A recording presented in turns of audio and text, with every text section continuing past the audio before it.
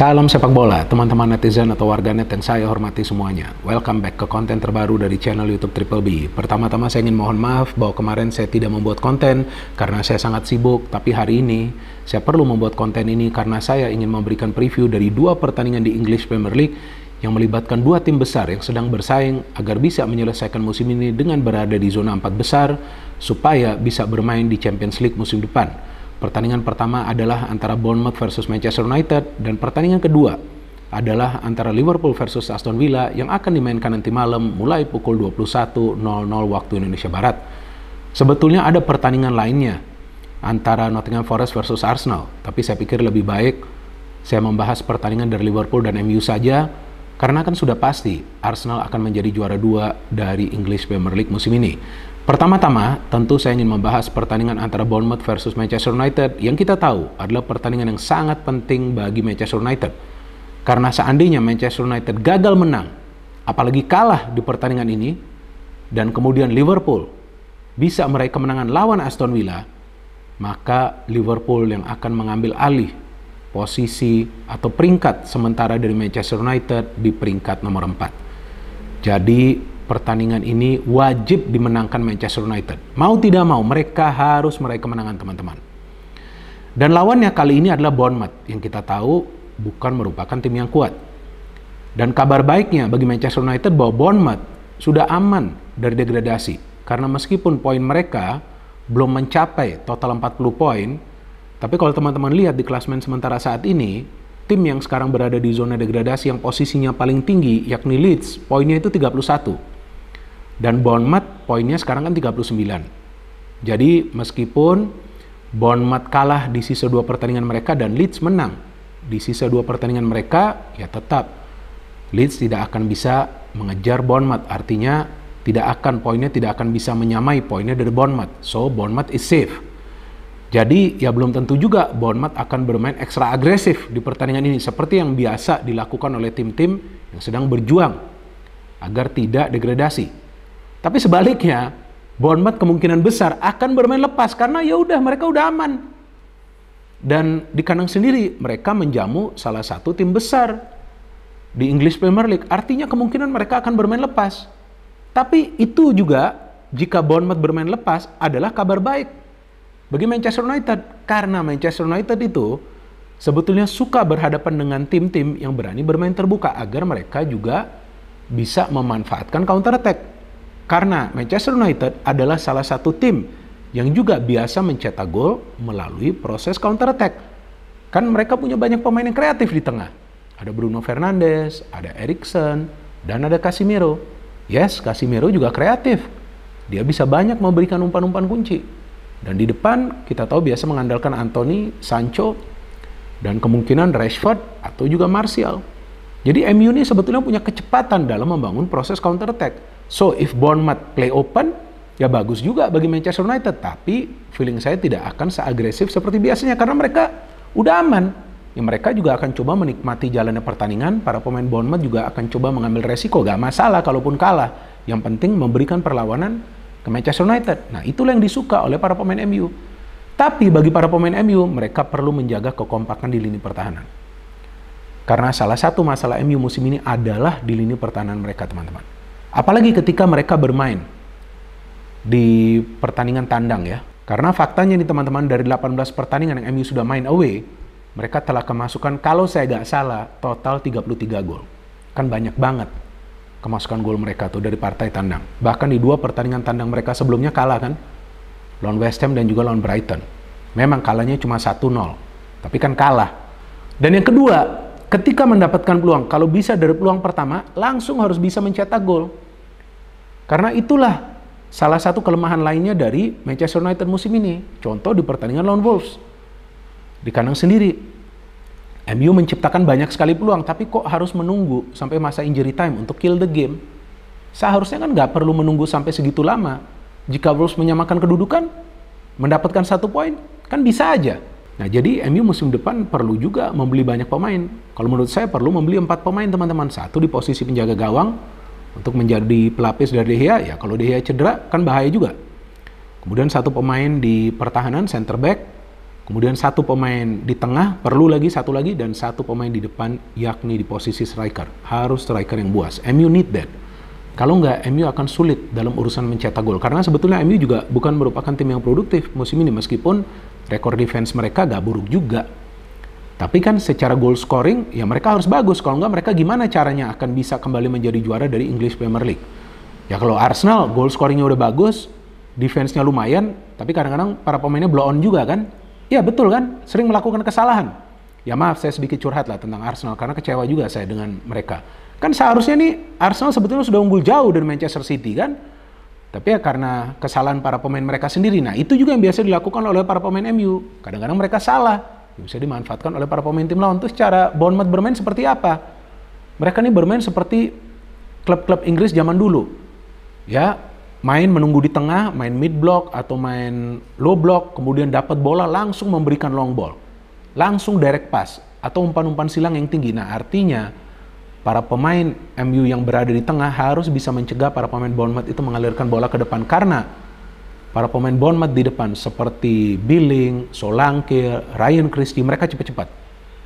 Jadi yang harus dihambat itu adalah ketika para pemain Bournemouth coba untuk membangun transisi positif yang cepat alias counter attack. Dan juga bagi MU, ya dua fullback mereka ini harus benar-benar disiplin, karena biasa para pemain Bournemouth kalau nggak bisa memberikan long ball akan melakukan pergerakan atau penetrasi dari kedua sektor sayap. Kalau feeling saya teman-teman untuk pertandingan ini, ya walaupun rekor tandang MU ini nggak bagus musim ini, tapi feeling saya mereka akan bisa meraih kemenangan, karena memang dari segi materi pemain ya MU unggul jauh lah ya dari Bournemouth. Dan Chelsea saja bisa mengalahkan Bournemouth kan dengan skor 1-3. Pada saat itu kan saya juga memberikan prediksi bahwa Chelsea akan menang. Untuk pertandingan ini juga feeling saya MU akan menang teman-teman. Jadi kalau dari saya, persentasenya adalah 40% bagi Bournemouth dan 60% bagi MU. MU bisa saja kalah jika para pemain mereka melakukan kesalahan. MU bisa menang jika para pemain mereka bisa melakukan conversion ya di depan. Karena sebetulnya tim ini bisa menciptakan banyak peluang, dan juga jangan sampai si Anthony seperti biasa egois. Ya kalau mau egois, mau shooting nggak masalah. Tapi harus menjaga akurasi dan juga harus bisa mencetak gol. So from me, feeling saya MU akan bisa meraih kemenangan teman-teman.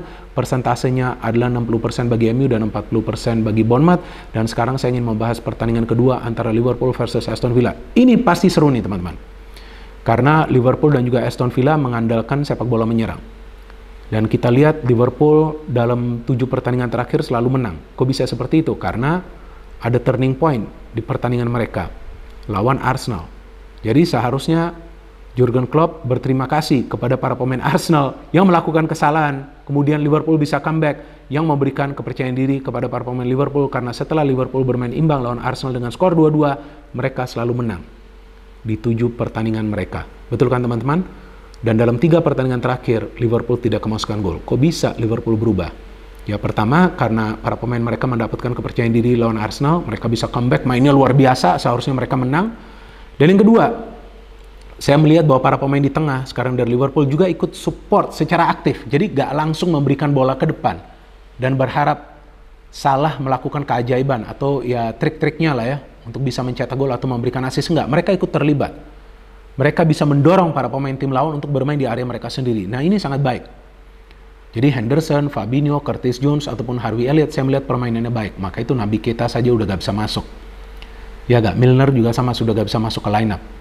Dan kabarnya kan Naby Keita dan Milner akan cabut dari Liverpool akhir musim ini. Kemudian di belakang nih juga sekarang mulai solid. Ya, terlepas Van Dijk kadang-kadang sering melakukan kesalahan tapi bisa di-cover oleh Konate.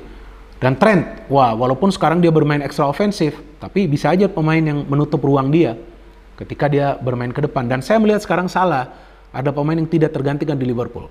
Memang dia baru mencetak 19 gol kalau nggak salah di Premier League. Kalah jauh dari Haaland, tapi assist dia banyak banget. Jadi selain Bruno Fernandes adalah the real key player in MU, nah kalau menurut saya di Liverpool the real key player itu adalah Salah. Karena dialah pemain yang sering create chances. Lihat saja tuh di pertandingan sebelumnya lawan Leicester kan, ketika Liverpool menang tuh 3-3 assist dari siapa? Dari Salah. Dan pemain ini sulit banget dikawal karena masuknya dari kanan bisa masuk ke tengah. Kadang-kadang dia bisa juga main dari kiri secara tiba-tiba. Dan feeling saya yang akan main di depan nih adalah Luis Diaz, Gakpo dan juga Salah. Nih 3 pemain pergerakannya mobile. Di tengah kemungkinan Curtis Jones, Fabinho dan juga Henderson. Di belakang ya Van Dijk, Konate Kemudian di kiri Robertson atau Tsimikas, dan di kanan Trent, dan penjaga gawang Alisson. Kalau MU tadi kan sudah saya jelaskan ya, sudah pasti Lindelof dan juga Varane ya bermain di belakang, dan kemudian ada Luke Shaw dan juga Wan-Bissaka atau Dalot mungkin di kanan.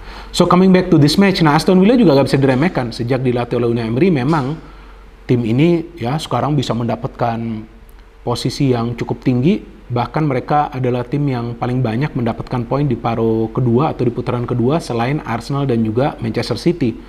Dan memang tim ini gak produktif, baru mencetak kalau nggak salah 48 gol, tapi defense-nya solid. Dan memang kalau saya melihat cara bermain dari Villa sejak ditangani oleh Unai Emery itu organisasi permainannya rapi sih. Mereka gak terburu-buru membangun serangan, ada diproses dulu tuh permainan di tengah, build up dari ruang pertahanan, nyerangnya gak selalu dari sayap, bisa main umpan terobosan, bisa main long ball, bisa juga para pemainnya mengandalkan skill individu mereka, dan mereka juga banyak mencetak gol dari proses counter attack, karena dari 48 gol yang telah mereka cetak, 18 diantaranya mereka cetak melalui proses counter attack. Jadi ini tim yang sangat bahaya ketika counter, dan mereka punya penjaga gawang yang bagus, Martinez ya kan. Yang kita tahu lah kadang-kadang punya banyak trik juga tuh dia untuk menyulitkan para pemain lawan mencetak gol. Nah ini pertandingan saya yakin akan seru, dan bisa juga akan banyak gol yang tercipta, mungkin lebih dari 2 gol nih akan tercipta, karena mereka akan all out. Karena Villa juga masih bisa bermain di Eropa. Ya kan? Villa masih bisa bermain di Eropa. Ya, mereka masih bisa mengambil alih posisi dari Tottenham dan juga Brighton. Jadi mereka akan all out, mereka akan coba untuk mengalahkan Liverpool. Nah ini pertandingan ini nggak akan gampang bagi Liverpool, walaupun mereka selalu menang di 7 pertandingan sebelumnya.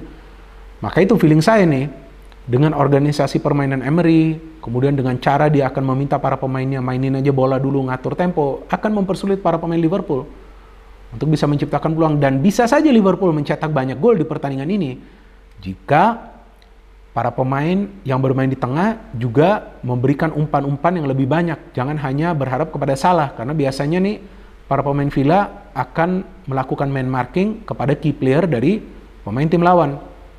Nah, jadi harus benar-benar Salah ini harus mendapatkan ruang. Caranya seperti apa? Pemain dari tengah harus seperti yang saya katakan, seperti yang biasanya tuh. Tadi kan saya katakan ikut support serangan, banyak memberikan umpan kunci supaya Salah juga bisa mencari ruang untuk mencetak gol. Jadi jangan selalu mengandalkan Salah. Nanti yang ada serba salah, karena Salah nanti akan bisa dikawal, ya nggak? Kalau terlalu lama menguasai bola. Jadi feeling saya teman-teman untuk pertandingan Liverpool lawan Villa, persentasenya 50-50. Ini kan feeling saya, bisa juga feeling saya salah. Tapi feeling saya 50-50, bisa Liverpool yang menang, bisa juga Aston Villa yang menang. Ya, dua tim ini punya peluang yang sama untuk meraih kemenangan, karena dua tim ini performanya lagi bagus. Villa juga di putaran kedua performanya bagus. Bahkan kalau teman-teman lihat di klasemen sementara, jika saya tidak salah, tuh jumlah kemenangan Villa itu sama loh dengan Brighton dan juga Tottenham Hotspur. Jadi ya Villa ini juga adalah tim yang nggak bisa diremehkan.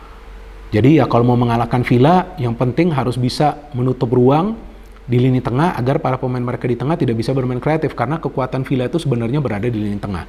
Jadi itu saja teman-teman yang bisa saya memberikan preview dari 2 pertandingan penting ini. No hate, no politics, only football. Salam sepak bola.